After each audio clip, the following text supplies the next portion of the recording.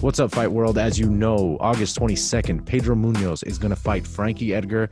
And if y'all know anything about me, you know that I support Frankie because this guy was once a champion, a warrior. He beat BJ Penn twice, which to me, I did not see ever happening. And that's when I became a fan, even though I love BJ Penn. But yeah, man, this Saturday is going to be lit because, like I said, Frankie Edgar, he is just a guy who... Wait, hold up, Danny. You're not going to, like, go fanboy me again on Frankie Edgar. What's wrong with that? I don't know, man. I mean, it's Frankie Edgar, dude. I mean... Really? No. You're kind of putting him on a pedestal there. I mean, dude, his comebacks with Gray Maynard, those were some of the best comebacks in UFC history, and it was for the belt both times.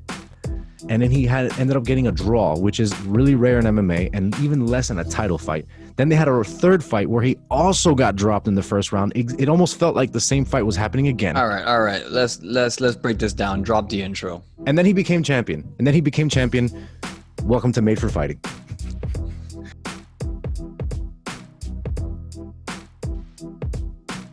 All right, so I'm not allowed to talk about Frankie anymore, but he is fighting this Saturday, so I am allowed to talk about him for a quick moment. Roll, thanks for joining me one more time. What do you think about this matchup, and what do you got for me? Because I got a lot on this matchup.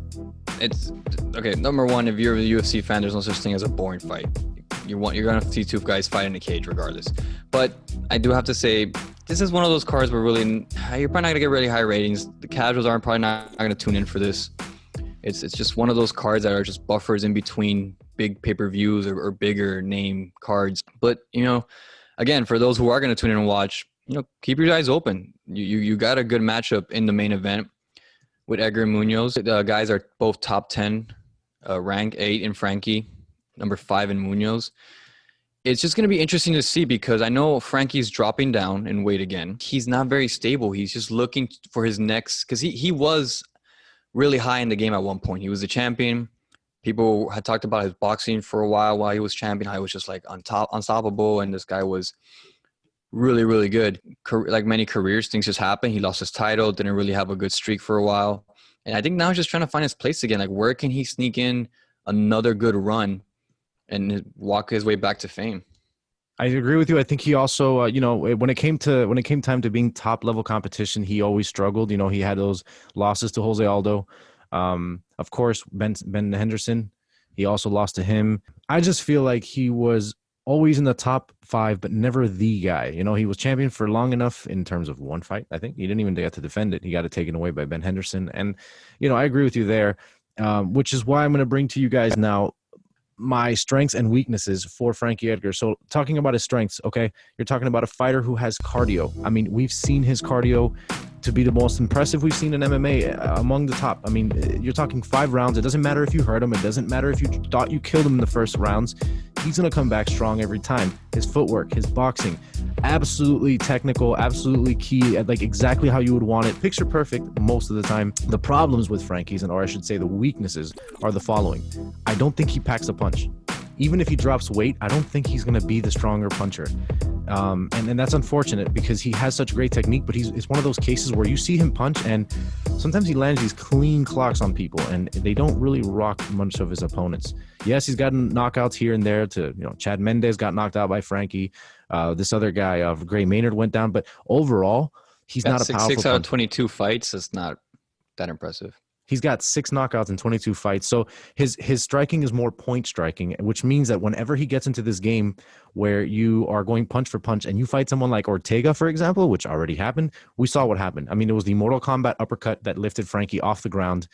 And here's another weakness of his. He's taking a lot of damage. Frankie Edgar has unfortunately been rocked way too many times. He's on the decline to his prime.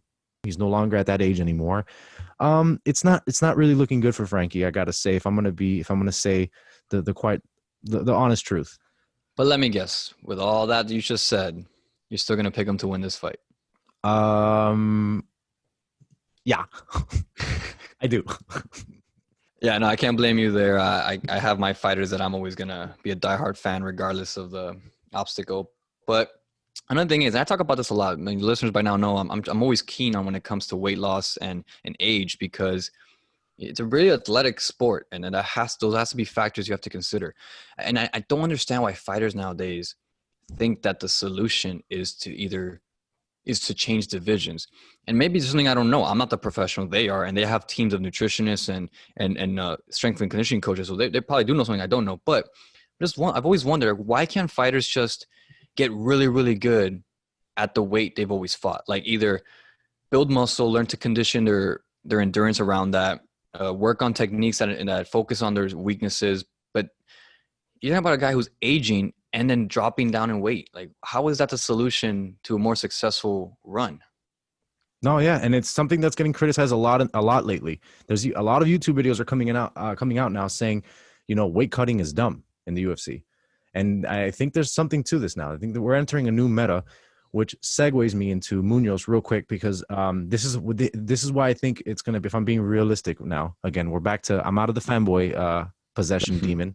If I'm being realistic here, I do think that Munhoze has something very scary to Frankie, and it's the fact that if they go punch for punch, even if Frankie lands clean, Munhoze will drop him. We saw this in the Cody fight, and what's even more impressive is that in the Cody fight, Munhoze started doing the new meta, which is the leg kicks.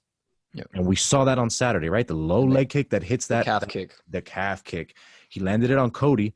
Joe Rogan noticed it and said, "Oh boy, he's landed that kick quite often, and you can tell it's hurting Cody in the first round." I think it's what caused Cody to go into panic mode and just say, "We're gonna back and forth here because I have a hurt leg. I don't know how much longer I can fight." And that was already in the first round. And that's when you see Munhoze power shine through the screen, drops Cody in an epic stand and trade kind of thing. And I think that if Frankie engages with him, or if Frankie tries to come into him the way he did with Maynard, he's in trouble. I think it's going to be an exciting fight because I don't see Munhoze as that much a higher level fighter as Edgar. Where I might not be the biggest Edgar fan, but I have to admit, Munhoze doesn't really impress me that much either. And for those listening that at first might think, oh, it sounds like you guys are saying don't watch this card, it's nothing big. Like, no, actually, I think this may be really interesting. When you look at the statistics in terms of striking accuracy and grappling accuracy, they're pretty much neck and neck. And Munhoze is 18-4. That's still a good amount of fights. So the experience is pretty much the same as well with both these guys. So it's not something where I'm going to be able to say, oh yeah, we're just going to go in there and really test Edgar. No, I think they're going to test each other pretty equally, and it's just gonna go to whoever has the best endurance. Because when you're talking about bantamweight, it's gonna be quick, high action the whole time. Who's gonna be able to keep up the pace for 5 rounds and not get caught? And Edgar's boxing has always impressed me, so I gotta say it's something I definitely know he's gonna use against Munhoze. If it goes 5 rounds, I got Frankie. If you tell me, hey, we don't know what happened this fight, we don't know who won, but I'll tell you there was a TKO, I'm going to have to say Munhoze. That's really how I see it, and I have to agree with you 100%. That was one of the weaknesses I was going to bring on. So the strengths of Munhoze in this case is going to be that he has a lot of power.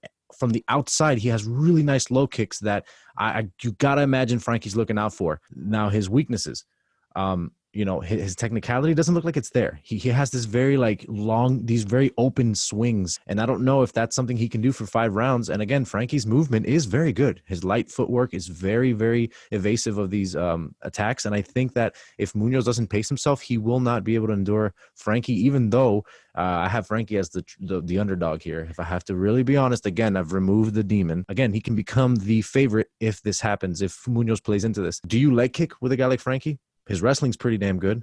So it's going to be a very interesting matchup. I just agree with you also in the fact that, for the fans, I don't know how many casuals are going to be tuning into this. It's not a high-profile fight. It's not a fight that's going to be wowing the media. Definitely got to say, a pretty bland card by comparison for the casuals, and definitely for the matchup fans like us, we're going to love it, but it all boils down to that. I mostly agree with you. I am going to disagree in one aspect is if I had to make the odds myself, I would give actually Frankie Munhoze as the underdog. Yeah, me too. I got Frankie as the favorite. Yeah, he's going to win a championship. Yeah, I have Frankie as the favorite. I just think that Frankie, we've seen his chin. He's been tested. He can take a hit. So if Munhoz's strength comes into play with those heavy hits, I think Frankie will take it. I think it's going to be a good 4 or 5 round fight. Most likely a decision. In that case, yeah, I'm going to give it to Frankie just on points alone in his footwork. And yeah, you definitely kick Frankie if you're fighting him. That's what's going to slow down his boxing. It's going to slow down his angles. I agree. And it's going to make him think twice to shoot too. So yeah, you definitely kick Frankie. But yeah, that's all I have to say as well. And yeah, going back to the same point, not the most popular card, but you're talking about a number 5 against number 8. So the bantamweight fighters are going to be watching this because you got contenders coming up from this fight potentially into the top 3, top 4. So There are stakes to this fight, but I know, yeah, casuals will not be watching. Not something that's probably going to interest them. All right, guys. Well, there you have it. It's a quick breakdown of the Frankie Edgar Munhoze fight. We're excited to see it just because we want to know, is Frankie Edgar going to have a resurrection or will this be his burial? In terms of his climb to the top like he once was, what do you guys think? Leave a comment. And like always, man, Raul, you know what to do. Take us away. All right. Till next time, guys. Holy crap. You disappeared yourself into another dimension, son. The 1-2 into another dimension. See you guys later, bro. You got to love that green screen.